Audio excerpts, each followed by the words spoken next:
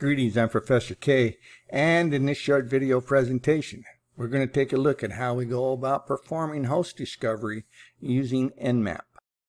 By default, NMap does host discovery and then performs a port scan against each host it determines to be online. This is true even if you specify non-default host discovery types, such as UDP probes.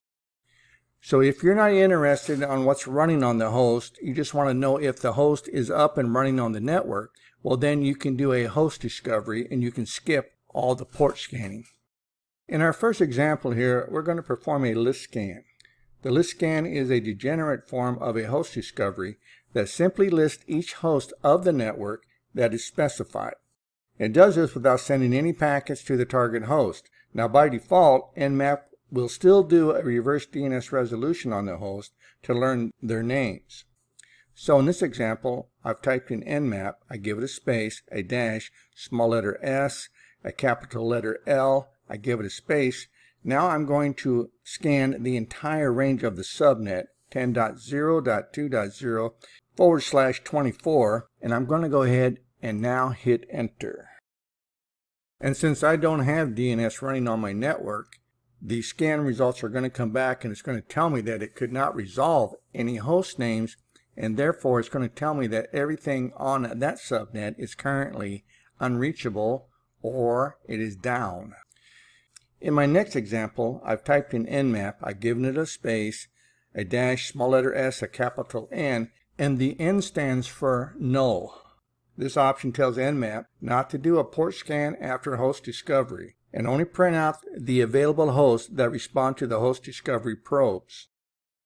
And this is something that a network administrator might use to count all available machines on the network or to monitor server availability.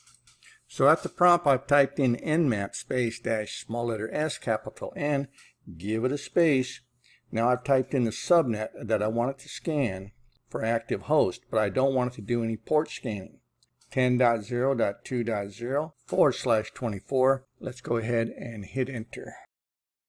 Using a no port scan allows for light reconnaissance of a target network without attracting too much attention. So knowing how many hosts are up is more valuable to an attacker than the list provided by the list scan of every IP address and host name. And if you scroll down here to the bottom, you can actually see how many hosts were discovered as being active on this network. By using the dash capital P small letter N switch, we can skip doing a host scan and we can scan only the ports available on the network. So to do this, I've typed in NMap, give it a space, a dash, capital P small letter N, give it a space. Now I type in the range that I want to scan. In this case, it's 10.0.2.0/24. Let's go ahead and scan this network. So as soon as you start to scan, it tells you that host discovery is disabled. And another thing that you have to be aware of is that when you're doing this port scan, you're going to scan all 65,535 ports on every device on the subnet. So this is not a slow scan. So all the addresses have been marked as up, and it comes back with the port scan result for each one of these hosts that were discovered on the network using this particular NMap scan. In our next example, we're going to attempt to establish whether or not a host is alive and available on the network by going after a particular port on that device. This type of scan is referred to as a TCP SYN ping. The SYN flag is going to tell the remote system that we are attempting to establish a connection.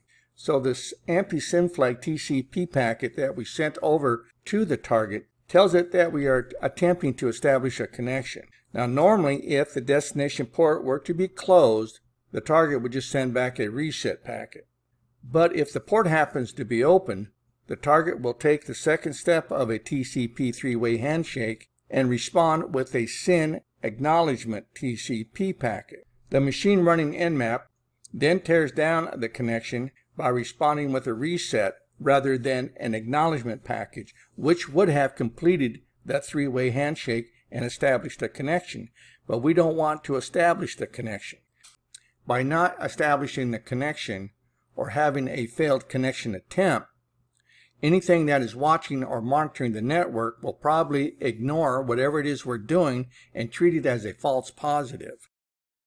So at the prompt, I've typed in NMap space 10.0.2.18 dash capital P, capital S, followed by the port number, and each additional port number is separated with a comma. Let's go ahead and hit enter. So using this TCP SYN ping, I was able to confirm that the machine is alive and available on the network by trying to connect to the target using a particular port. In our previous scan, we did a TCP SYN ping, and we did that by sending over a TCP SYN packet to the target. Now in this next example, we're going to do something very similar, but instead of sending over the SYN packet, we're going to be sending over the acknowledgement packet. Most connections cannot come into the network from outside of the network uninvited. That is to say that an individual on the inside of the network must first attempt to establish a connection to a machine on the internet.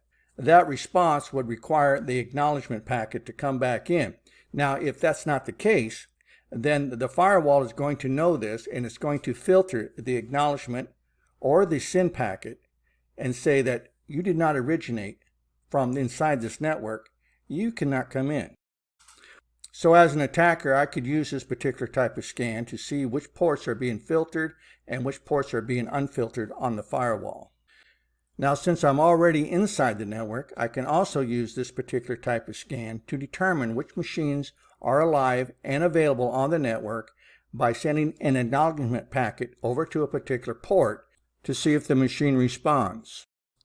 And so in this example, I've typed in NMap space 10.0.2.18 dash capital P, capital A.